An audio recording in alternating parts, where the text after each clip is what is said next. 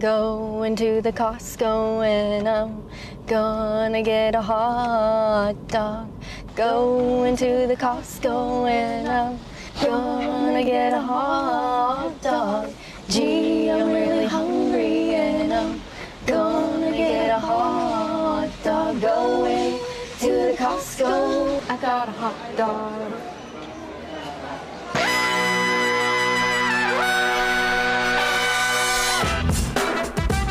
Good morning, sweet world, and welcome to the No Dunks podcast on the Athletic Network, a fine network. It's Monday, February 27th, 2023. I'm J.E. Skeets here in the Classic Factory, and alongside me, as always, that's Tass Mellis. Hope you're ready. Podcast listeners, this is for you. Next to Tassius, the bearded one, Matasha Hot Boy, Trey Kirby. Hey-yo. Hey-yo. And last but not least, over yonder, making the magic happen, super producer, JD. Hello. There he is. Here we are. Shout out to the stream team joining us live right now on YouTube. Take a second, like the vid. Make sure you subscribe. Comment away. Get your No Dunks merch over at nodunks.com. T-shirts, hoodies, mugs, hats, shorts. Might be a few left. Still be some shorts. Might be a few left. Go to nodunks.com. Get all of your immaculate items over there. And once you're done with today's classic No Dunks pod, and it's going to be a classic, check out the brand new episode of Is This Good? With the Athletic's own Zach Harper. Yes. Talk Hoops. Joining Matty O and JD to discuss, among other things, waiters singing happy birthday to you, people hooking up at the movie theater, and the reliability of Rotten Tomatoes. I haven't fired this one up, JD, but can you give us a little tease? Maybe what was the best or most debated topic? Oh. Well, we found out when Zach Harper lost his virginity, so tune in for that. During a movie? And what movie? Oh my! Okay, yeah, it was a movie. The question is, which movie? Wow. Die Hard. Well, Too early. Too early. early. Okay, I'm excited. All right, Is This Good? It's available wherever you download and listen to podcasts. It's also on YouTube. Search for Is This Good? Matt Austin there. All right, I'll give you a hint. It's part of a very famous franchise. Okay. Fast and Furious. Yeah. First time. Yeah. Harper's around your age? Yeah. Okay. I'm excited for this Can't one. wait. I was listening to him on the Athletic NBA show today. Just the craziest ideas Zach Harper had for NBA rules. He's like, if a shot goes in after the buzzer, but it's within 0.3 seconds, they should count the shot, go to overtime, but your team starts down 3, just because it's so exciting. Oh, wow. So tune into Is This Good for things like that. Yeah. Well, there was a lot of that this weekend in the NBA. A lot of shots just after the buzzer, some bombs in a couple thrilling games. We're going to get into our winners and losers of the NBA weekend. This is going to be an action-packed show. There was so much happening this weekend in the NBA. But first, we had some wedgies to celebrate. We had 2. Friday night, in one of the craziest games we've seen in a long time, the Kings-Clippers double overtime thriller. We had Eric Gordon sticking his 3rd wedgie of the season. Unbelievable. Wow. Yeah. So good job by him. And then on Sunday down at the Fortress, I saw it live, guys. Dorian Finney-Smith from the corner stuck a low wedgie. Very low. And that gets us up to 37. They're coming so fast and furious, wedgietracker.com can't even keep up. Haven't updated as of yet. Though I believe that's an international man. So maybe the time difference got him there. He's busy this weekend. I don't know. Anyway, we're up to 37, and I believe we're on pace still for over 50, which would be great. But let's get into the winners of the NBA weekend. I'll get us started because it happened in the late game last night. It was Damian Lillard going for 71 points. It happened again, guys. 71. We said when Mitchell did it, would you be all that shocked if we see another 70-point performance this year? No. We said no, and it was Lillard. 13 three-pointers he hits against the Rockets, en route to now the 8th highest scoring total in NBA history. He had 41 at halftime. He had 50 by the start of the 4th quarter. And again, he finishes with 71. 22 of 38 from the floor, 13 of 22 from deep, 14 of 14 at the line. You knew it was his night when he hit that, even for Dame, a deep bomb at the end of the first half. I mean, that was like a foot or two over the half-court line, just pulling up in rhythm. Had a dunk midway through the 4th quarter. And so much for that three-point contest, ruining any rhythm this guy had because he's on an unbelievable heater. They get the win against the Rockets. 71 tasks. I don't want us to become accustomed to this, though it feels like people already are. Yeah, I saw Rod Benson tweeting today. Guy scored 70, I don't even care. I saw Come that on, too. step your game up. Step your game up, Rod Benson. This was incredible, seeing Damian Lillard do this. I couldn't believe it when I saw the tweets coming along that said 41 points in the first half. That must be some kind of a typo. I didn't know what was going on. I finally tapped in when Lillard was at 61 thinking, all right, maybe he'll be able to get a new career high for him. I didn't think he was going to score another 10 points. He got a little tired doing it. Yeah. Could have maybe gone for over 71 to best Donovan Mitchell this season, but he just got so tired from getting to 71. But that was exciting to watch. Great team to do it against. I heard Keith Parrish on the Daily Ding this morning. At least 7 players had their season high against the Rockets this season. So they've got another 20-something games. We could easily see another 70-point game. Against the Rockets in particular, yes. They don't defend. I guess Keith was going through, like, Lucas had a big game against them, Ja Morant, Tyler Hero. Markkanen. LeBron had a big one this year, obviously now Dame. Thoughts on Lillard's? Well, yeah, watching him get into the lane, I think, was the most impressive part, because you just think, oh, yeah. He had the second most threes ever in a game here with 13. But he set it up by getting into the lane early, his first bucket into the lane, just over and over and over again. He looked extremely refreshed. And I think the conversation post-All-Star game where guys are fresh and you're seeing really good games that we'll get to and really fresh guys, Damian Lillard even took a game off to write a song on an airplane. He took the first game off after he looked spry. I thought the most impressive part was just him feeling comfortable against everybody in the lane. He looked strong, and so much so that the NBA drug tested him after the game. He was surprised and he was angry about it. He was pissed. No pun intended. No, he actually a urine test on Saturday. He had a urine test on Saturday. So this is before the day before the game, and then Sunday after the game, he gets splashed by water on the court. He wants to shower. He gets back into the locker room. Right. Even before he showers, the NBA pulls him inside and says, you got to do a blood test. So, tough weekend for him. He hates needles as well. Even though he's got a bunch of tattoos, he says drawing blood is totally different. So he had to sit there wet and soaked to get a blood test. Wow. Long weekend for him. But now 5 60-point games in his career. Yeah. Tied for third most all time with MJ. It's Wilt, Kobe, and then MJ and Lillard have 5 each. So Wilt has 32. Probably won't be caught. No one's catching that for a while. That's a silly one. Kobe Bryant has 6. Right. And MJ and Lillard have 5 apiece. Yeah, he looked phenomenal. When you go back and watch it, Rod Benson, comments like that saying 70 is a monstrous number, and I know we're into point inflation, but just go watch his performance. 70 is the new 60, sure. So if you didn't think 60 was all that impressive, which it is, then you don't think 70 is all that impressive.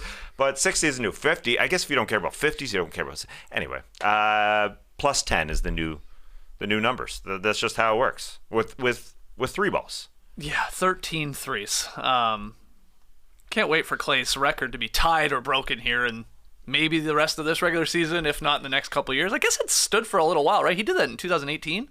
Clay did when he hit 14, I believe. So it's actually shocking that it hasn't been tied yet with these guys. But what a game. 71. It was like one of the most efficient, like true shooting percentage 70-point games we've ever had. And I believe they did it in the least amount of time as well. He only played like 39 minutes to get to 71.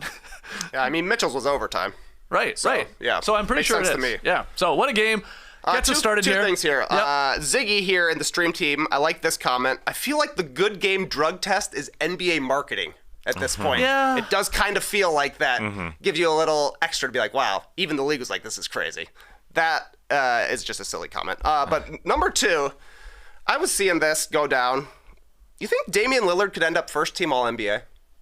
It's going to be tough. Holy crap. He's not, I mean, he's playing at an MVP level, no doubt. Yeah. But the Blazers are not good enough this season that he's actually going to be a realistic candidate. First team All-NBA, though, like it felt like it was locked up with Curry and Doncic. Curry obviously has missed a whole bunch of time. Yep. Doncic is still putting up big numbers, but the Mavericks are struggling. John Morant's Grizzlies are struggling a little bit right now. Shai Gilgeous-Alexander has been out of the lineup recently, and the Thunder are low in the pecking order in the Western Conference as well. Could Dame make a run at first team? He also has missed a lot of time, is a problem. I think he's only at, 47 games or something like that right now. So his games played will probably be about the same as Steph Curry's, but man, it feels like he's been a first-team All-NBAer this season. Yeah. I don't think he ultimately will. A big part of that missing the games and, of course, the record, but he's going to be on one of those teams. He might, I guess it's possible he could overtake Embiid and Doncic for the scoring record, too. Probably, I mean, he's there at 33.1. He's at 32.3, so it's like he'd have to have a couple more of these, 45, 50-point games and maybe some duds from some of those guys, but could do that as well. Yeah, I think it's going to go down to the wire. Yeah. It sure seems like, as Trey brought up, all these guys are in similar boats here. Like, who's running away with first-team guard? Doesn't feel like anybody. I wonder if maybe he regrets writing the song that he wrote on the airplane pre his 71-point performance, though. He would have had some nice a nice lines line for that. Yeah. Lines, probably. Yeah. Yeah. That's a good point. All right, let's keep it going, Taz. Who you got for winner of the weekend? Well, let's keep up the scoring here. The Sacramento Kings and the Los Angeles Clippers had the second highest scoring game in NBA history on Friday. 40 years ago, in 1983, the Pistons and the Nuggets had a 186 to 184 game in triple overtime, while Friday the Kings visiting the Clippers. The Kings won 176 to 175 in double overtime. Those are real numbers. Those aren't all-star numbers. And it was the Clippers in Russell Westbrook's debut.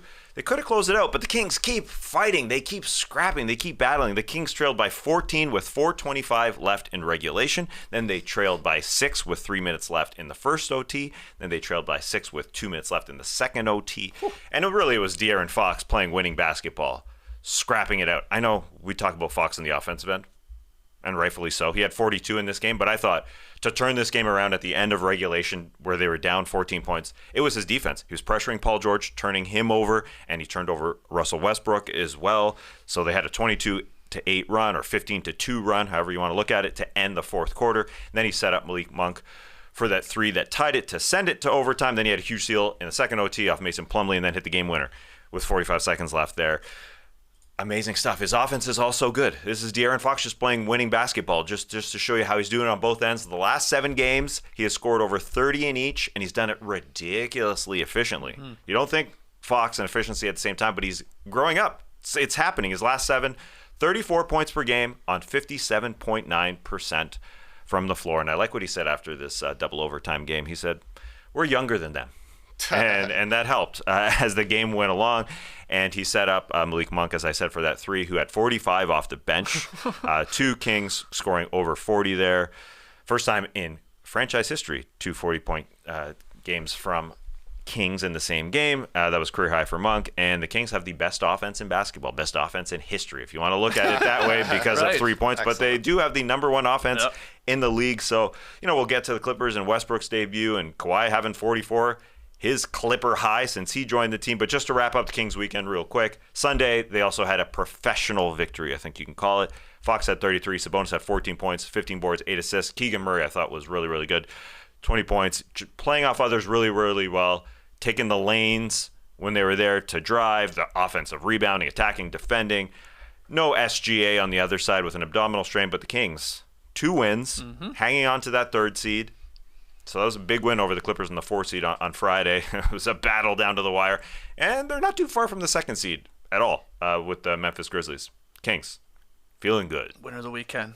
What'd you think of that crazy Friday night game there between the Kings and Clips? That's a lot of points, man. 175, 176. That doesn't feel legit to me. Doesn't feel like a real basketball game. But I thought super impressive for the Kings to get a couple of wins here with Domantas Sabonis not playing all that well. Really struggled in the overtime, in the double overtime game, and then had an okay game against the Thunder. I guess a minor revenge game for him. But to be able to get wins when one of your stars is not playing all that well is huge for the Kings. They have figured something out with their offense here, and I think it's great because they're only 25th in defense. We talked for years and years and years like, man, this Kings offense is good. If their defense can be just average, they'll be a playoff team. No, They just went overboard in offense and stayed bad at defense. That's how you do it, light the beam. I will say, like, if you didn't watch that game too, or whatever highlights the Kings-Clippers game that went to double overtime, and you see 176, 175, it's very natural to be like, oh, zero defense played in that one. I mean, where's the D? It's actually not that true. Like, the offense was just that elite, the shot making. I mean, okay, this is not the Pistons 04 here by any means on either side of the ball, but the shooting percentages were just unreal and tough shot making at that, and both teams are on fire from three. So when you get like 18 threes from the Kings, 26 from the Clippers, unbelievable percentages, everybody taking care of business at the line too, it's just crazy. But wow, to see that score, it does feel like an all-star game, double overtime or not. I mean, they had a lot of points at the end of the fourth quarter, for crying out loud. Yeah, I wanted to see how legit this was. I watched every minute. Going back on Saturday morning, I watched every minute of tape. Now, the Clippers missed Zubats in the middle. He's probably their most important defender. He's not in the game, so that changes things. And I thought Westbrook, we'll get to him, he was good at setting guys up, and he was good at finishing, and the Clippers made a franchise record 26 threes in part because Westbrook was setting guys up. He's pushing the ball, and they want that. They play slow. It's a different game with him out there, but they're a jump shooting team anyway, so they just need a tiny bit of space, and if Westbrook gets them that, then they're going to hit shots. So these shots were just pure shots, but the Clippers were kind of lazy getting back. There was, I think they allowed 44 fast break points, if I'm right, or 41 fast break points. That's a freaking ton of fast break points. So there was, it was nice shot making, but that's what the Kings do. They allow a lot of baskets as well. Trey, who you got for a win of the weekend? One of the last things we talked about on Friday was the Bucks win streak at 12, going into the double Jay Crowder revenge game weekend, the Heat and the Suns. The Bucks got 6 minutes and 28 seconds from Giannis Antetokounmpo this weekend, and it did not matter. They blew out the Heat, squeaked by the Suns, extended their win streak to 14 games, longest in the league this season. I saw Bucks exec Alex Lassery on Twitter claiming the All-Star game win, too. So it should be 15. That's Team Giannis. Won. Yeah, he played one play. Yeah, well. They didn't win. Jrue Holiday did not win the skills challenge, though, so I wonder if that counts. Anyways, Friday against the Heat, Bucks' biggest win of the season. Giannis knocked knees with somebody, left early in the first quarter, but the Bucks already had the lead, never looked back. They hit 19 threes in this one. They got Bobby Portis back after 11 games. He went for 18 points, 11 rebounds. Like, the biggest takeaway from this was there was a great clip of Jrue Holiday singing along to I Want It That Way on the sideline. Like they do the crowd karaoke thing. He's screaming, "Don't wanna hear you say," into a water bottle after the game. He said, classic song, we were winning. It's just good vibes. I agree. Sunday a little bit more interesting. Giannis sat out, but Jrue was larger than life. Nice pun. 33 points, 4 rebounds, 5 assists, made some huge plays down the stretch, hit a big three with about 2 minutes left, put the Bucks up by 1 after Chris Middleton found Brook Lopez for a layup with 24 seconds left. Jrue then ripped Devin Booker on a drive to the hoop to seal the game. He's going to have a little bit of a case for Clutch Player of the Year award, I think, at the end of this season. I thought you were going to say All-NBA first team. No. That one's wrapped up for Dame Lillard. You're going to see. Yep. You'll see. But I think Jrue might have a chance. Jrue might have a chance to make one of these All-NBA teams. It's tough at the guard spot. So many good guards, but they'll give him a lot of props because the guy plays on both ends of the court, and you saw it in this one. And he's been good on offense in the fourth quarters for the Bucks when they have needed it as well. 14 straight wins. They're a half game back of the Celtics right now for best record in the league. They got the Nets tomorrow on the road, then the Magic at home on Wednesday. Could easily stretch this thing out to 16 games. Next big challenge is going to be the 76ers at home this coming Saturday. Yeah, it's going to be a big one. I can't believe they've won 14 straight, and yet they've still not taken over the Celtics for the number 1 seed, who's also, we're going to get to them, still racking up enough wins to sort of maintain that lead. But that number 1 seed, too, we talked about it, I think, on Friday's show. We slipped it in there, that's going to be one hell of a race to watch. These teams are going to want that number 1 seed to avoid, in any second round, having to take on probably a team like the 76ers, who are not going to be an easy out. And you would rather, as the number 1 seed, let those 2 and 3 seeds, one of you take care of the other one for us. And we'll be waiting in the conference finals is what they're thinking. So can't wait to see who can ultimately take it, feeling probably like it's going to be Boston or Milwaukee. Oh, yeah, for sure. Especially we'll get to the Sixers. Lost to the Celtics. Yeah. It's too deep a hole for the Sixers to get there, especially with their tough march. They hope that the Celtics get the first seed because they would rather play the Bucks in round 2 if they get there. If chalk happens, because the Celtics own the Sixers. That's just the way it goes. But the more Giannis sits out, the more Jrue Holiday gets some pub. And the way Giannis played the first possession of the All-Star game, as Mr. Lazary saw. Then he got the imaging done. We thought he would sit. He always comes back. He knocks knees. He goes out. And Jrue is talking about Backstreet Boys after the game. I mean, that's how good things are for the Milwaukee Bucks. He's asked about it, and he says, yeah, it's just a classic song from the late 1900s. He didn't say that, but, that's what the kids say, the late 1900s, because that was a long time ago where BSB was killing it. But they're still touring and stuff. They are? If you want, I think, yeah. Wow. Yeah, it's Like not Ve- like they got it's a not Vegas, like it's not like residency 365 days tour, but they tour with the other oldies, sure. with the new kids and stuff. Okay. I think think, a yeah. great show, actually. No, Neo was performing at the Atlanta Hawks game yesterday.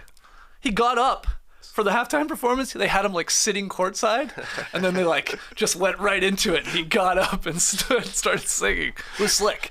Yeah, Well done. Nelly did that earlier this Did he? year, right? Yeah, is that the new thing? You just sit courtside. there Walk on? courtside, and Yeah. then they hand The you a walk-on mic, and then you performance? put on a show. He was sitting in those special seats. Nah, he wasn't. I know which he ones you're didn't. talking Yeah. about. The Michelob Ultra Dip yeah, seats. the big chairs, the Big comfy Michelob chairs. Ultra seats where no one drinks a Michelob Ultra. That's right. All right. Let's keep it going. Another round, because there was so much happening in the NBA weekend. Who you got? There was a lot happening. I thought the Celtics-Sixers game on Saturday night was absolutely freaking incredible. The Sixers led by 15, 8 minutes left in the third. And in a game that felt like a playoff game, the Celtics came roaring back, and it feels like the Celtics could do this in the postseason. It's kind of Warriors-like from the last few years. They could put 20 points straight on you, and they have the experience now. So they came back. The Sixers relaxed a little bit in that third quarter, for sure. They left Al Horford open over and over and over. Three. Al Horford was on fire in the third quarter. Yeah, 4 threes in the third after being scoreless in the first half, and Jaylen Brown was leading them. He was their best player on the night, but the Sixers fought back as well. Celtics were up 10 midway through the fourth. Sixers tied it up, 5 seconds left. Celtics have the ball. They're inbounding, and Tatum starts in the backcourt as they inbound in the front court. They just throw it into Marcus Smart. Tatum comes. Full sprint from the backcourt. I like to think of it as the John Morant play, but I guess the Celtics have run it before. Well, yeah, it ended with that Tatum dunk against the Cavs. The exact same play. Yeah.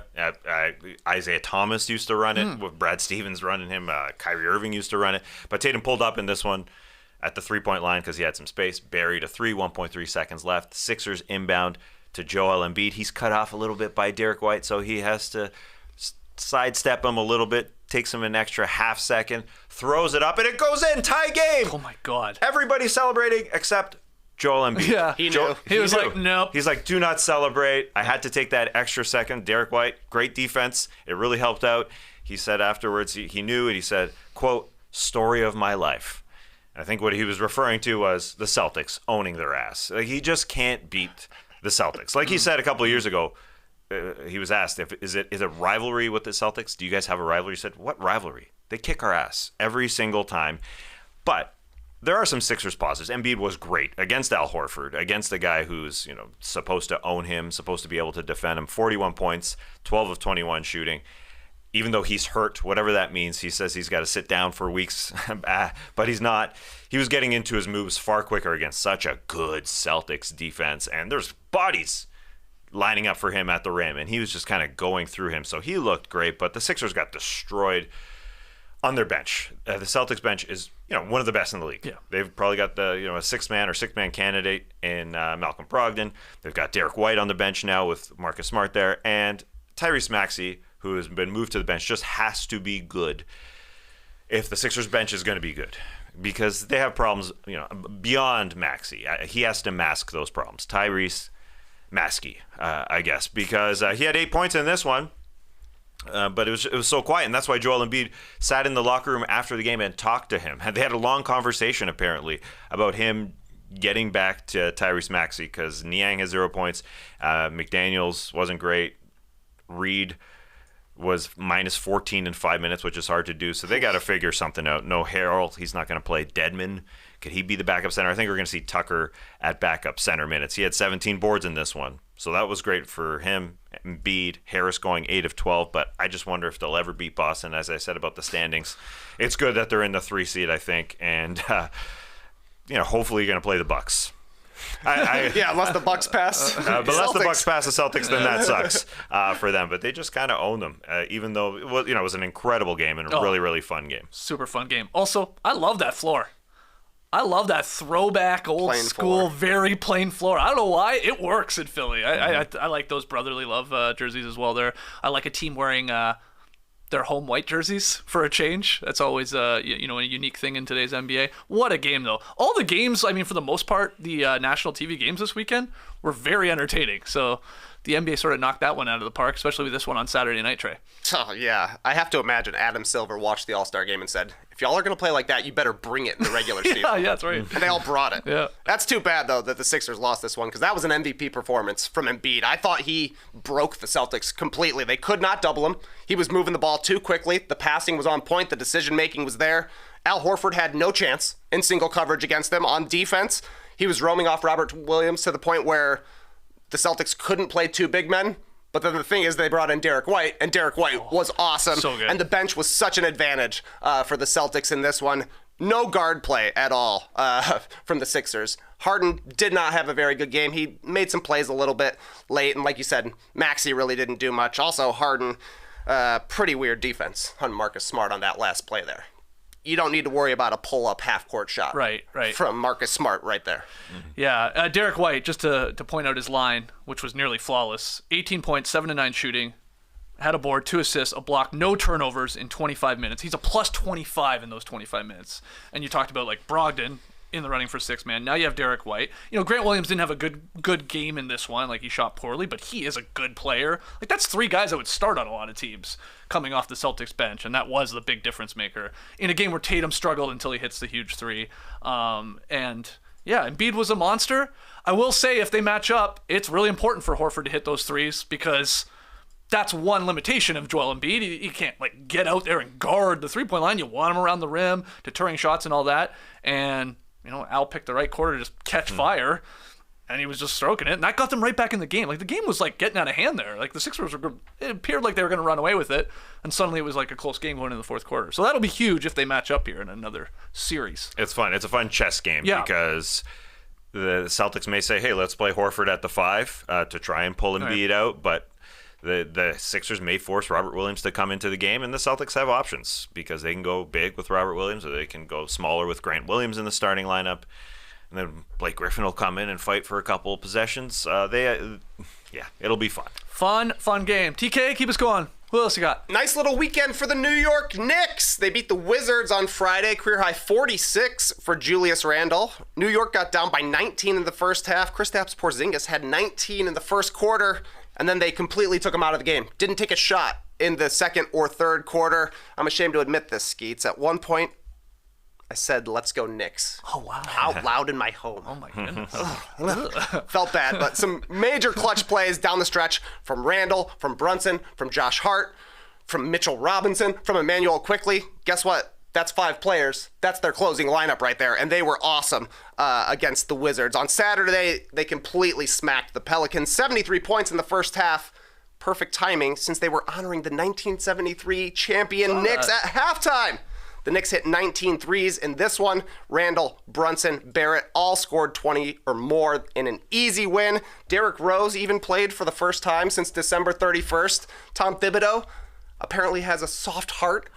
All of the crowd was chanting for Derrick Rose. He's like, fine, go ahead and play. 5 straight wins, though, for New York in a virtual tie for 5th with the Nets now. Brooklyn holds the tiebreaker currently.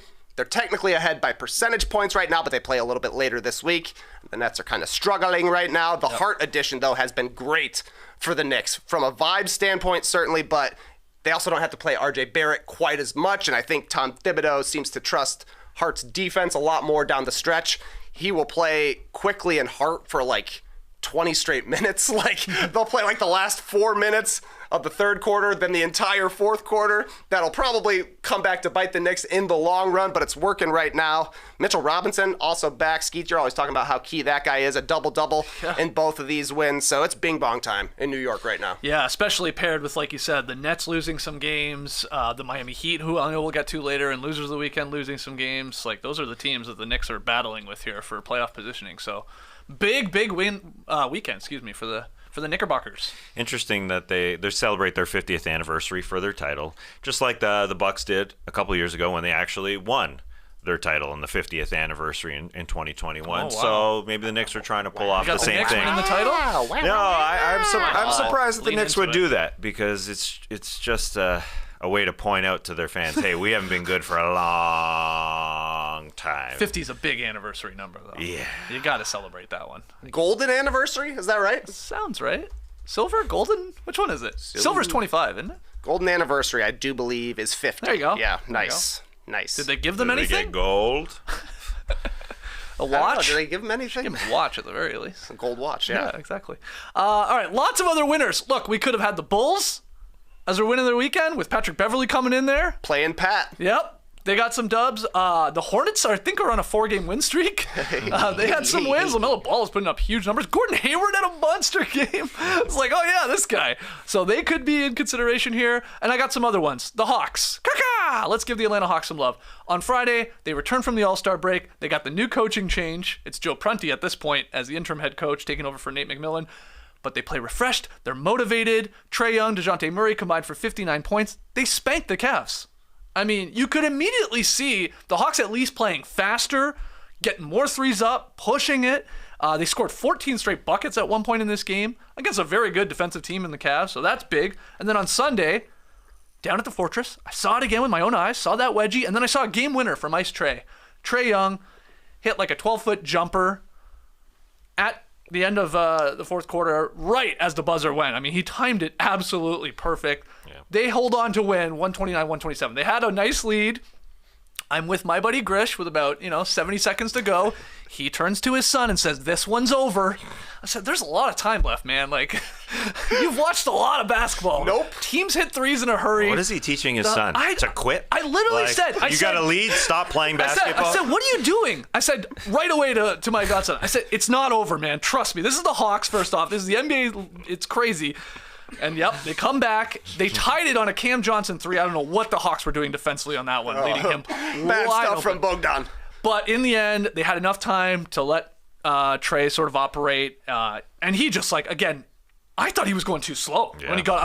I'm like yelling in the stands, "Go, man!" That's what the commentators were saying too. Were they? You gotta go. Well, it was like 6 seconds, and he's just taking his time in the backcourt, sort of sizing up everyone. But got Bridges to pump, on the pump fake. He sort of flew by, and then Dinwiddie comes from behind, really nice challenge, and Trae sort of he almost snuck under it, got the push jumper, whatever you want to call it, to go. Place went nuts. It was always fun to see a buzzer beater in person, I'll tell you that, even if they nearly blew it. But they got both wins, and oh yeah, they also got a new coach in Quin Snyder. He's agreed to a 5-year contract, and he is expected to make his coaching debut as soon as Tuesday. Though I think they should just let Joe Prunty see how many wins he can rack up in a row. That should be the rule. If you take over as the interim head coach and you don't lose, Coach till you lose. Keep running it. Yeah, coach till you lose. But good win by the Hawks here, or good weekend, and they need all of these. Yeah, and Quin Snyder in the press release from Landry Fields, the new young GM, it was kind of let on that Quin Snyder is going to collaborate with the front office, because this is a very new front office with Landry Fields and Kyle Korver, very young. And Quin Snyder, I think, is going to be a part of the front office, essentially, to try and help be an architect for a different type of team around Trae Young, to try and change it up a little bit. He's going to labby with Landry Fields. That's how you say collaborate if you're young. You got all Can't wait to labby You got all together. the hip terms today, eh? What We was the said other a one I couple said? times. I don't know, the late 1900s. Yeah. The late 1900s were on fleek. Remember that term? Oh, yeah. That died pretty quick, right? On fleek. So you're saying Snyder's going to have a role in shaping this franchise? I think so. Yeah. Well, he's coming in to stabilize the organization, but again, let Joe Prunty cook.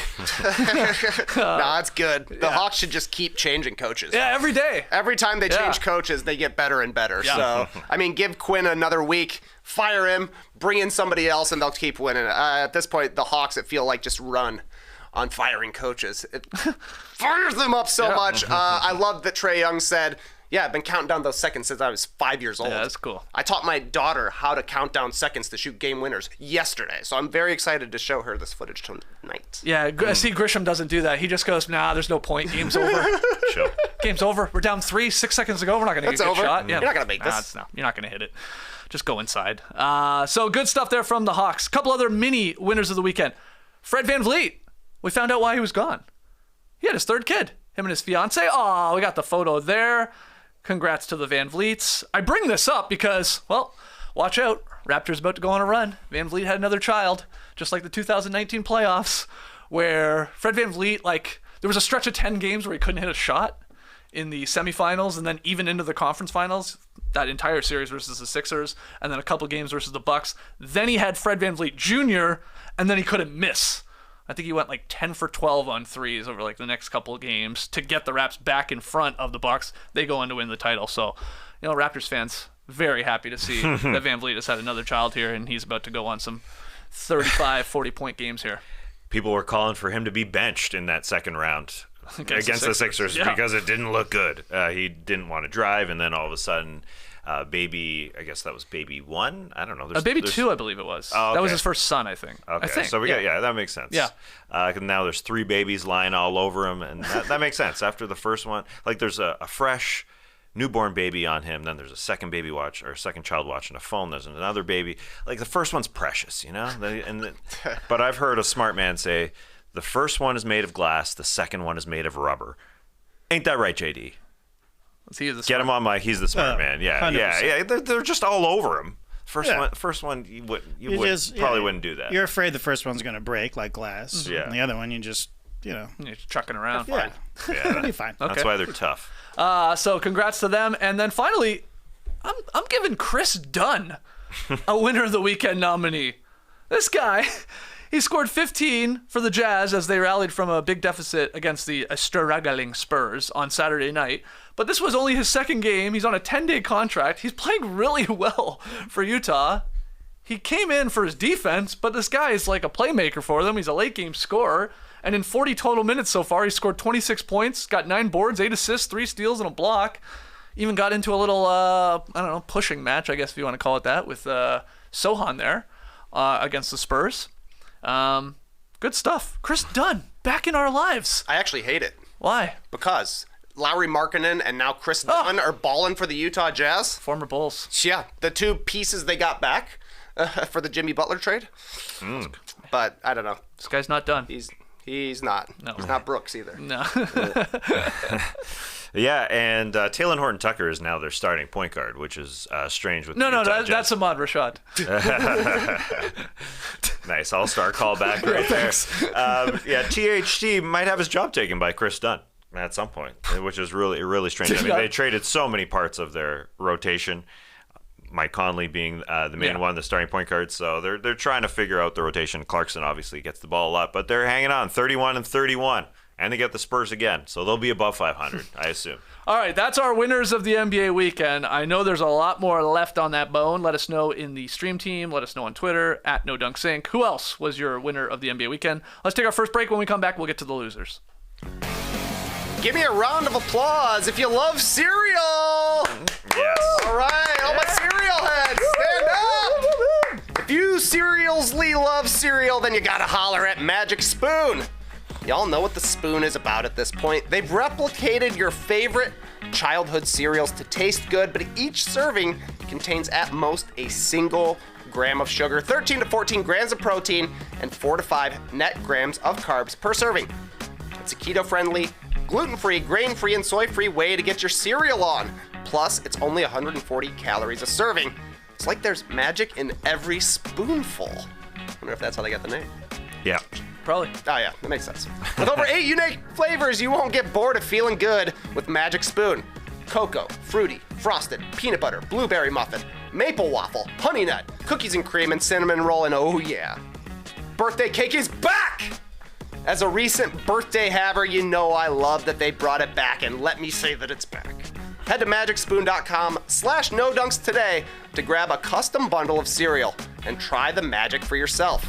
Use our promo code NODUNKS at checkout to save $5 off your order. And don't forget, Magic Spoon is so confident in their product that it's backed with a 100% happiness guarantee. If you don't like it for any reason, they'll refund your money, no questions asked. Get your next bowl of guilt-free cereal at magicspoon.com/nodunks and use the code NODUNKS to save $5 off. Thank you, Magic Spoon, for sponsoring this classic. Thank you indeed. All right. Let's do losers of the NBA weekend. Get us started, Tass. Who gets the big fat L from you? Well, you could call this team the biggest loser because they gave up a 27-point lead. The Mavs gave up the biggest lead of the season to the Lakers on Sunday. The NBA teams were 138-0 this season when leading by 27 or more points, and the Mavs gave it away. So you might ask, what the hell is wrong with the Mavs? Let's start with the Lakers. I think the Lakers flipped the script in this one. We just talked about the Utah Jazz trading away a lot of their players. Jared Vanderbilt is probably the most impactful player for this in this trade, I think, for the Los Angeles Lakers. They didn't have D'Angelo Russell, actually, in this game, but Vanderbilt just changed the energy in this one. He started guarding Luka Doncic, and even though, surprising to see this, even though the Mavs hit 14 more threes than the Lakers, 42 more points than the Lakers at the three-point line, Vanderbilt was getting extra possessions to sort of, compensate for that. Big time on the offensive glass, 8 of them to go along with 9 on the defensive glass. So 17 boards, 15 points, and 4 steals as he started beside LeBron and AD in that front court in just 27 minutes. So he was really, really good at shutting down Luka, just changing the flow of this game. He was plus 14. And he got into early foul trouble. That's why he only played 27 minutes. And I think that's why Dallas actually went on that big run when Vanderbilt sat. Now, to the Mavs. They got some probs. They got some probs, for sure. They have problems guarding big players. You saw it with Anthony Davis in this game. He had a 30-point game. They're waiting for Maxi Kleber to come back, that's for sure. They're thin. They've got the promising Dwight Powell up there. But besides him, who do they have? Yeah. Not much. So they're waiting for Kleber. But since the Kyrie trade, they've got the 8th best offense, which is fine. But their perimeter defense is a little lacking with Luka, Kyrie, and they actually made a change in the starting lineup here with Justin Holiday that they picked up off waivers. They started him instead of Josh Green, which went okay. I just think it's odd to see all this happen here. The Kyrie move. Now this new move with the starting lineup. And you've got Frank Ntilikina taking Jaden Hardy's minutes just to try and get more perimeter defense. It's just a lot.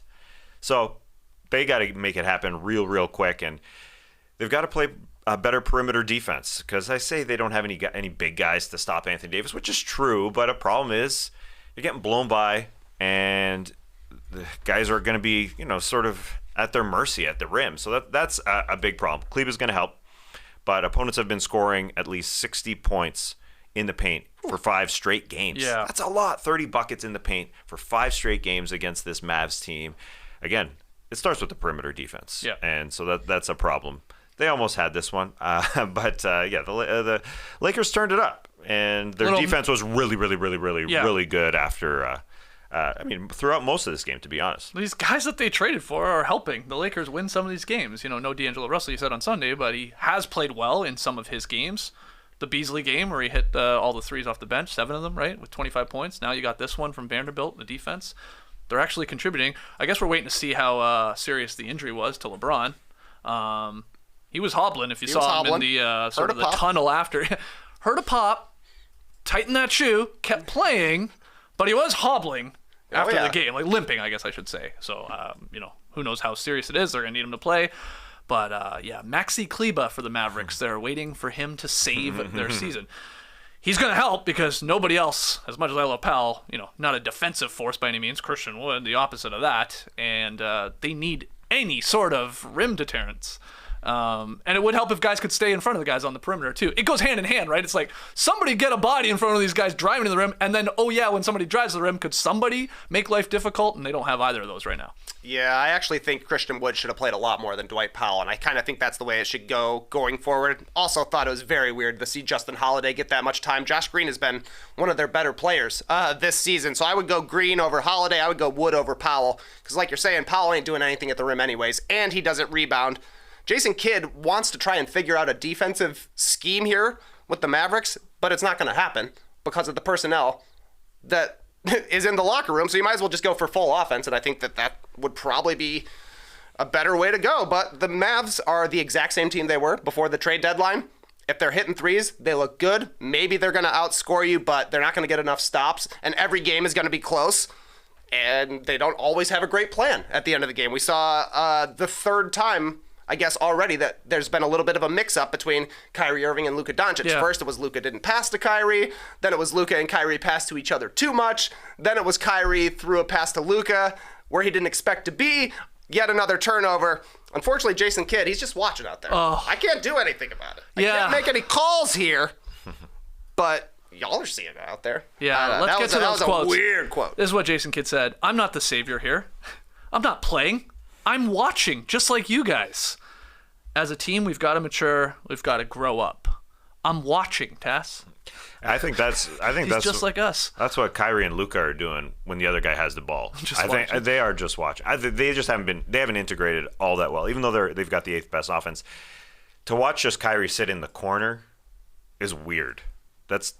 He's too good for that. And then if Kyrie's the guy bringing up the ball, because sometimes he takes it off the board and he's the point guard, Luka's not really involved. So they got to be up top. They got to be playing together more, and they should be able to outscore the other team. They should be able to out offense the other team most of the time with those two guys. So the Jason Kidd thing it's unfortunate for sure. Call a timeout, I guess. But you shouldn't be just watching. You can have a very direct impact on the outcome of the game. It was a good game, though. With your subs and your play calls and stuff like that. He's pulling the full Phil Jackson, figure it out kind of thing. Yeah, he's definitely leaning into hey, when I won a title, it's because I was a vet and I was smart and we didn't blow 27-point leads and pull your head out of your ass. I mean, I get that. Yes. Look, they played well enough to have a 27-point lead. There is always that, opposite side of the coin here. But at the same time, that's a brutal post-game comment from your coach. It's and he's done this multiple times too. He sort of just throws his guys under the bus. Totally. And it's yeah, we get it. They screwed up. You're not playing, but it's your team. It's some of that is on you too. Own it a little bit. It's just odd. Yeah, it's just odd. Exactly like you're saying. It's no accountability when that's what you want to hear from your coach. But Jason Kidd would be awesome on this team. Yeah. He'd be very helpful. A good Jason Kidd would be nice to see on this Dallas Mavericks team. Unfortunately, he's a coach at this point. Yeah. Well, he's just watching. I don't even know if He's he's just a coach. watching. Yeah, he's just a spectator. A fan. He's got a great seat. All right, Trey, who you got for a loser of the weekend? Well, we might have to call them the Miami Feet because they stunk this weekend. Blowout loss Friday against the Bucks. Biggest win of the season for Milwaukee, as we talked about earlier. Biggest loss of the season, though, for Miami. The Heat went 9 of 40 from 3 in this game. Shot 28% on attempts that were not at the rim in the loss. Kevin Love got a start in his first game with the Heat. This is his first game in a month. He didn't score. In 21 minutes, went 0 for 4. That one was a stinker Saturday, maybe even worse. Lost to the Hornets, who are balling right now. But Miami never led after the opening minutes of this game, trailed by 22 in the first half. Did come back, tied things up in the fourth quarter, but really threw it away. 7 turnovers in the fourth, some crucial ones under a minute. Then they also gave up 11 offensive rebounds on the night. A big beef for Mark Williams, the rookie there for the Hornets. Tyler Hero had 33. Jimmy Butler had 28. They played well. Bam was okay. Nothing special. Kevin Love had a better game. 13 points, 13 rebounds, but they got nothing from their bench. Outscored 36-10 by the Hornets. Duncan Robinson, minus 17 in 5 minutes and 32 seconds. Moly. Now, that's a big number. Minus 17, 5 minutes. 2 losses for the Heat this weekend. 2 wins for the Knicks. Now Miami is 2.5 games back of the 6th seed. The Nets are struggling a little bit right now, so I think the Heat still have a chance to get into the top 6. But man, they don't have a very deep team at all. Strus has been bad. Robinson has been bad for 2 years. Kyle Lowry has been out of the lineup. He's ain't playing. Where is the help coming from? Because, they started Kevin Love. 1 game okay, 1 game nothing. Victor Oladipo, he's 2 for 12 this weekend or something like that.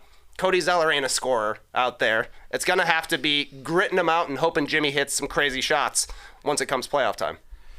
Yeah, you can see that they're not that deep because Kevin Love comes in and starts. And you can see it's the old Stan Van thing saying, if a guy gets removed from the starting lineup. Yeah, we all look at the guy who replaces them, but who replaces the guy who replaces that guy? And their bench is, lacking big time.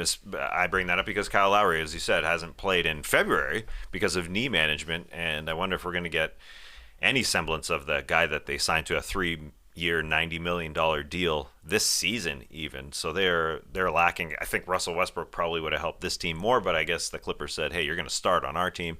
And maybe he wasn't going to start with the Miami Heat, but they just need bodies. Just because beyond their second unit of Duncan Robinsons and all that, it's just guys that may not be in the league forever. So their offense is struggling, and it's odd to think that this team went to the conference finals less than a year ago, and now they don't get offense from enough players. So Kyle Lowry, I think, is the key to it all. I mean, he's an all-world player, but he hasn't been that for a while.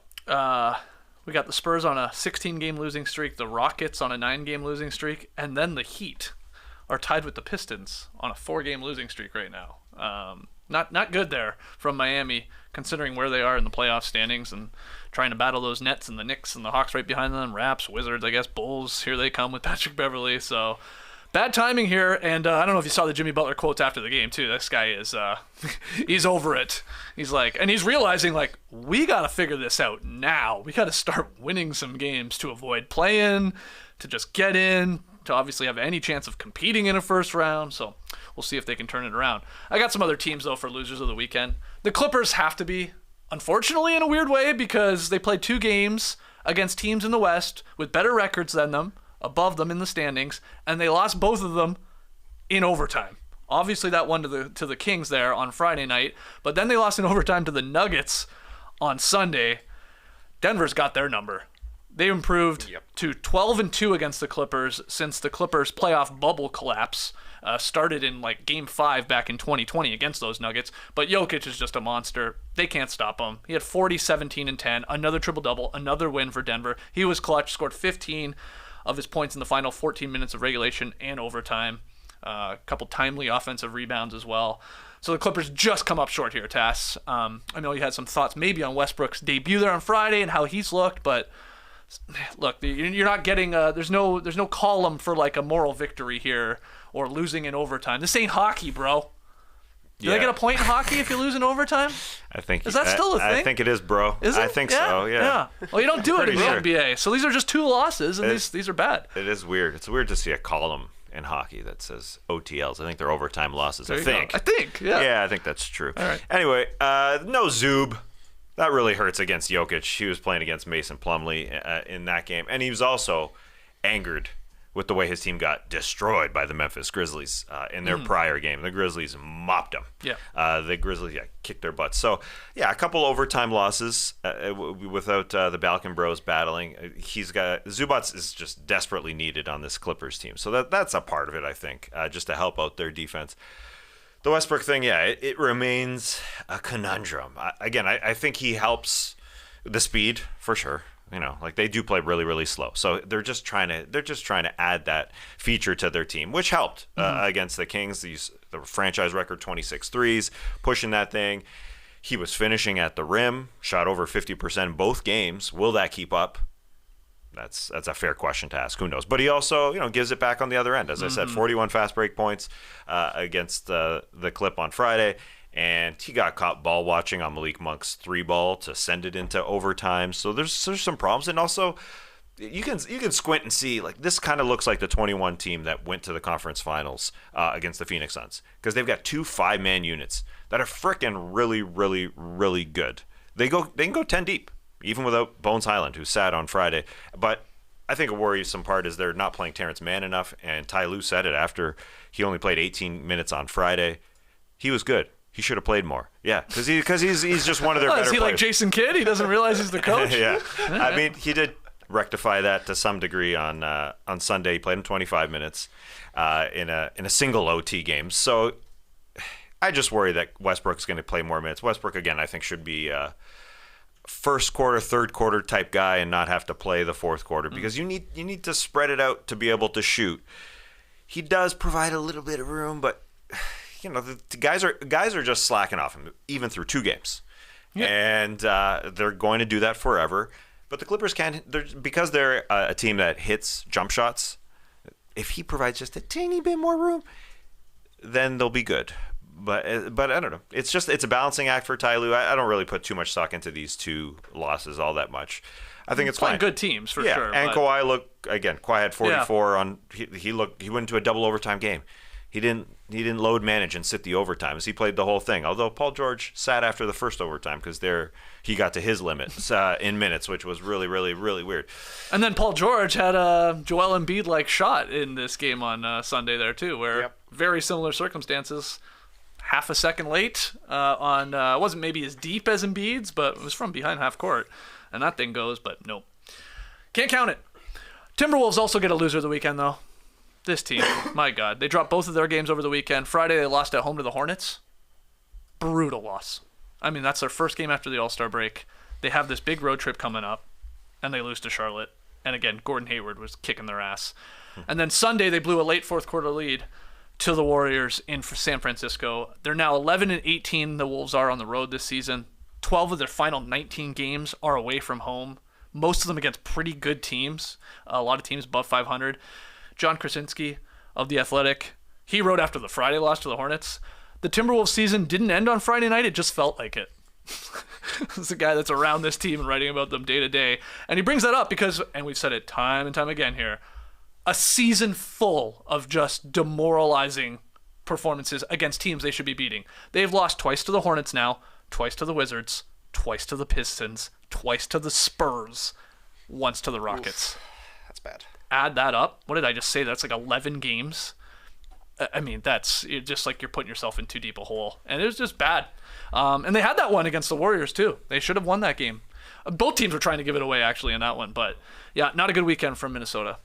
Yeah, not a lot of confidence. Short-handed Warriors team. Yeah. Time. Yeah, no Draymond, no Steph, yeah. Yeah, Dre sitting with those glasses that look like they're from the late 1900s. I'm not a fan of those rectangle, frameless specs. Or those Cartier frames. I guess. Yeah, they must have been. I don't know the names. I bet you could pull those off, though. Yeah. We should get I think you a you pair of have those. worn those in a TVJ skit in the past, right? Have I? I think it was the CSI Miami. Oh, I think you wore those. Yeah, maybe. They're so similar. And those are from the late 1900s. I guess Are you saying Cartier- I was ahead of my time? I guess. Why was I wearing those? Whose were they? Yours? Nuh-uh. I think they were yours. Anyway. I have no idea. No, they weren't even square. I think they're more oval. Whatever. Cartier is bringing back fashion, I guess. Well, I believe the Buffs are very big in Detroit, specifically. Oh, those Draymond are is a the Michigan Buffs. guy. Oh, Cade, Yeah. Cade wore those. Yeah. There you go. Yeah. Anthony Edwards looks pretty tired to me. Yeah. Yeah. Well, teams are loading up on him, too. Well, exactly. I mean, you say the Warriors were shorthanded, but obviously no Cat, no Gobert as well.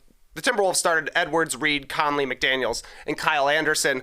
Edwards went 5 of 19 from the field for only 12 points. He's been carrying this team with Karl Anthony Towns out. We talked about it. He was great in January, great in February. He was chilling during the All-Star game, had a chance to rest there, but he looked like he has been seeing triple teams for about 8 weeks straight, and he looks like he should probably take a little bit of a rest, get his legs back underneath him, and come back strong for the last stretch run here, but the Timberwolves can't afford to do that because they've lost all these games against bad teams. Yeah. So they're still in the play-in mix where every single win matters, and with all the other All-Stars out, he's got to be out there trying to carry the team, so tough spot for them. Yeah, and Clay was starting with the B group of the Warriors, but he's been good. 6 threes in this one, 12 threes the game before against the Houston Rockets. The Rockets allowed in consecutive games the Dame 13 threes and the Clay 12 threes. So next game, who do they play? Someone's going for 14. Let's see here. Who's going to be the sharpshooter? I think they actually play against the Nuggets is their next game. Okay, so Michael Porter Jr. And PJ? 14 threes. Let's go. Could be. Maybe Tomorrow, at least yeah. 8 or 9. And he's on fire right now. He feels like he hits like True. 4 to 6 he's or 4 feeling to it. 7 every game, it feels like. Okay. That's our losers of the weekend. Actually, one more. I don't have footage of it. I didn't even have it. You know, I'm an evil man, but even I can't go to this level to pull this clip to show you guys. But I was at the Hawks game, like I said. They did the half-court shot, as they always do. I saw a man take the worst half-court shot I've ever seen. He got booed in the arena. This guy, full-grown man, My godson beside me had to make sure. He was like, was that a boy? That's a full-grown I was like, no, that was a man. He shot it. It's a man, baby. He shot it. Guys, I kid you not, it barely made it to the 3-point line. What? I don't know what he did. I don't know if it slipped. Tall dude. And it was like, what just happened? Like I think he just forgot how hard he had to shoot it. How far it was. It was so bad. Was it a bit? Was it a bit? No, it wasn't a bit. He looked really sad. I want to give him the benefit of the doubt that it slipped, but I don't think it did. I think he didn't know what. Maybe he never played basketball. I don't know. But they got him out there, and it was bad. Oof. I didn't see it. But I can't tell what a bit is anymore. No, it's not a bit. yeah, It wasn't yeah, a bit. Trust me. bit, yeah. This guy just botched it, and it was one of the worst I've ever seen. And we've taken a lot of bad ones ourselves at Summer League, but this is when it's bouncing right around the 3-point line. How little you have to put on that to get it there. It's not that far. Yeah. Sorry, man. The 3-point line. I'm gonna It's actually like 20 find this feet. clip. All right, I will find it. Hopefully, it's on the little service we have, and we'll try and get it out there to everybody. We'll get it out there. We got a service. Brutal. We'll figure it out. Sorry, Half man. court shot service. Sorry, man. But we saw a wedding happen at the Mavs game last week. And then this Sunday, there was a proposal in the stands, sign and everything. And she said no. She walked away. So was that a bit? It feels like a bit, right? But Probably a bit. Probably. But it was like in the middle of a bunch of camera shots, and they just went to something else. And it was like, it felt like, Yeah, but what's the bit? Like, well, last week we married a couple. This week, haha, this person says no. I mean, the bit. I know, I guess that's the bit, but But it happens a lot in arenas where the joke is she says no. Yeah. That's the joke. Like, Hilarious. we're expecting a Right. celebratory thing. People love it. Gets a good We're reaction. laughing at Good the guy who'd get. Well, this half-court shot was not a bit. They do this every game. It's the what is it, like the Harrah's Casino half 10K? court? Yeah, it's for 10K. This guy, Good question in the stream team. Did he look at his hand or the floor afterward? yeah. No, I don't think he did. I think this guy has never shot a half-court shot. Just didn't know how hard he had to shoot it. I think. It was so bad. So at least twice as hard is what you're saying. Oh my, yes, at least you got to give it a chance. Like it obviously didn't even go high. Like that's the other thing you could say. Well, did he just shoot it way too high, and then it just came up way too? Nope. He just didn't shoot it. He just botched it, man. Ugh. But we booed. I booed him. What am I doing? I had to. I felt like I had to boo him. It's like what a waste. You booed? I booed. Wow. I thought it was deserving. I'm gonna research it. I'm gonna dip into our I service. honestly thought it was deserving. When did this happen? When did they do it? The second half. Sometime I'll in the scrub second the whole half. We'll have game to real scrub. quick. We'll have to I scrub. can't Anyway, believe you booed him. I had to. JD. His record is better than your record for half-court shots. Well, Damn. no, it should count to get it on the rim, or the backboard, or past the free throw line. I mean, that counts, JD. fair Should have got underhand. fair enough. You're right. would've At gone least further. mine are like an overtime loss. I'm just saying All right? a box score. No, it's an overtime loss. Ooh. It says hit the rim on a half-court shot multiple times. Write the like that. story when the ball is in the air. Yeah. Well, it wasn't in the air long. You couldn't write the story. No chance. I actually saw Skeets make a half-court shot last week. He made one to pick up. Nobody was paying attention. That's why you made it. That's right. That's right. Somebody did. So one person cheered like, "Ooh, nice." All right, we got to take a break. When we come back, pick 'em results and tweet of the night. Don't go anywhere. There are a lot of vodka seltzers out there. A lot. A whole aisle dedicated to them at stores. You walk in a store, seltzer aisle. I want them separated even further. Real ones and fake ones. Because the fake ones are the ones I do not want. And neutral would be in the real section. There's a huge difference between the real ones and the fake ones. You can taste it when it hits your lips. Neutral is made with simple ingredients like vodka, seltzer, and real juice. Yeah, real ones. That's my aisle. And they have great flavors. Neutral comes in 12 flavors. They got the fruits, pineapple, watermelon, raspberry, and mango. They got the lemonades, classic, peach, blackberry, and strawberry lemonade. And then they got the cranberries, which I know you like, Skeets. We got 4 cranberry flavors. Classic cran, grapefruit cran, apple cran, and orange cran. That's a lot of cran. That's a lot of cran. You're always hunting the cran around the Thanksgiving season, right? Oh, yes. That and the raspberries. Okay. Cran hunter. Coming up on HGTV, Cran Hunter. A man just walks around the aisles trying to find cranberries. Hey, it's hard to find here in the U.S. Yeah, that's why you're scrapping for it. Anyways, Yeah. Neutral's got you covered. Neutral has a deliciously clean taste and light, refreshing flavor. It's the ultimate seltzer upgrade with real vodka and better taste. Have one during March Madness. Why the heck not? So good that you'll never want to drink another artificial tasting seltzer again. Check them out in the real aisle. You can hunt them there. Check them out on Instagram as well, at Neutral. Find Neutral in stores at your favorite bar or learn more at neutralusa.com. Try Neutral, the one with the umlaut. All right. Picking results from Friday night. It was the Kings-Clippers game. What a game that we picked. Clips had to win by 7 or more, and they did not, even though they had a couple leads there and the opportunity to do so. But I got it right. I think I was the only one that took Sacramento in the end. You guys both had the Clippers, so I improved to 5-9 in February. Same record as Tass. Trey, 8-6. What's our game tonight? This is a good one.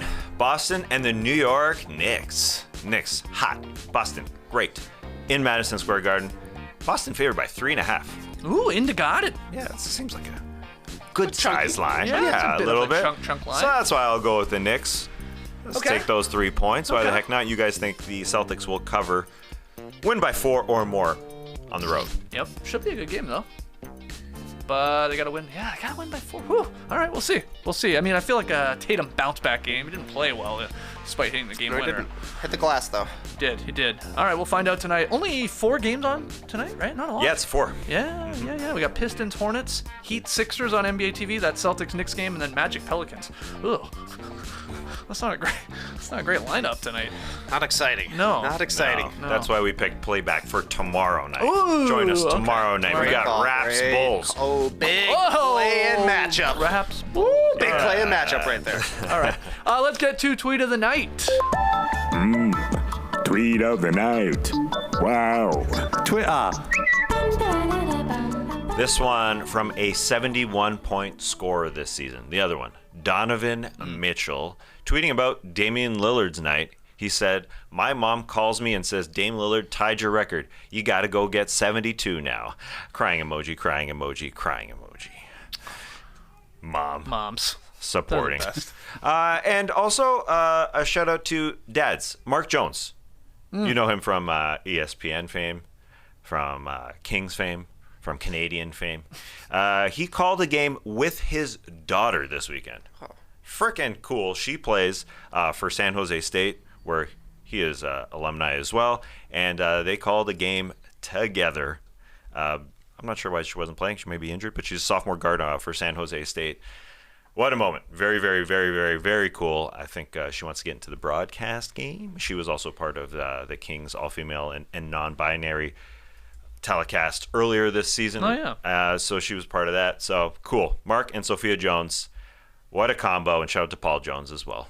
Jonesy from Toronto. Mark Jones' brother. Just a family affair.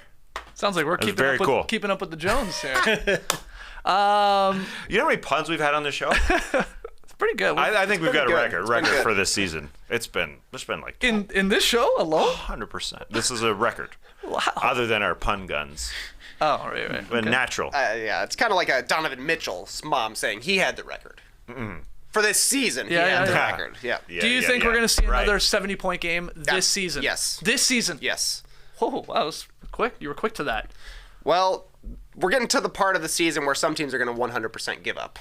Yeah. Some already have. Houston has to play 20 more games. Yep. So there's 20 chances right there Yeah, at somebody going over 70. We might even get an 80 this season. Wow. Just need one hot shooting night. Absolutely. Look, I honestly, I don't think it's far-fetched. I'm with you. 70 and 80? Oh, God.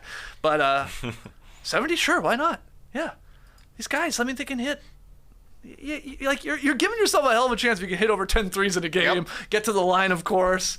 Put some pressure on there, and then it's sort of like maybe gun for it. I thought it was funny how Lillard, like, you could tell he was like obviously wanted to get a number like that, set his own career high, getting past 61 finally, which he had done a couple times. But then it was like he got into the like, all right, we're up huge now. Like at the end, the Blazers players were like, here, man, come take it. And I think, wasn't he just like, you just do something. I don't want to shoot it anymore. It was like Watford at the end or something. Yeah. I thought it felt to me like he wanted to get over 70. Yeah. And then once he got over 70, he's like, somebody else can shoot now that we're up by 20. Now we got it. Yeah. All right. Well, tell us, who's going to go for 70 next? Who's in the running? I guess, who would you say? Who's your best chance to go for 70? Let's say, not Mitchell or Lillard, somebody else. Is it a Booker? Is it a Tatum? Is it a Embiid? I guess there's a Clay shot. He's had a 60-point game. He's hot. If Curry's not there, just let him shoot every shot. But then Jordan's going to steal some of those shots. So I don't know. Okay. It's not Harden. No. It's not him anymore. Trey? Could Trey Young have suddenly a massive three-point shooting night in him? He's had a bad year, but he's sort of getting going now. He's got the new coach. Quin Snyder's going to come in and say, hey, I used to coach Donovan Mitchell. That was the reason why this guy eventually got to 71 points. Let us know. Stream Team's throwing in some names. Yeah, who we got? Zach LaVine, Tatum. Sure. People must be looking at the Rockets' schedule. Yeah, I like Tatum. Celtics play the Rockets one more time March 13th. Donovan Mitchell plays against the Houston Rockets on March 26th. Might want to mark down 72 already. Winner of the weekend, Monday, March 27th. Donovan Mitchell scores 73 points in victory over Houston Rockets.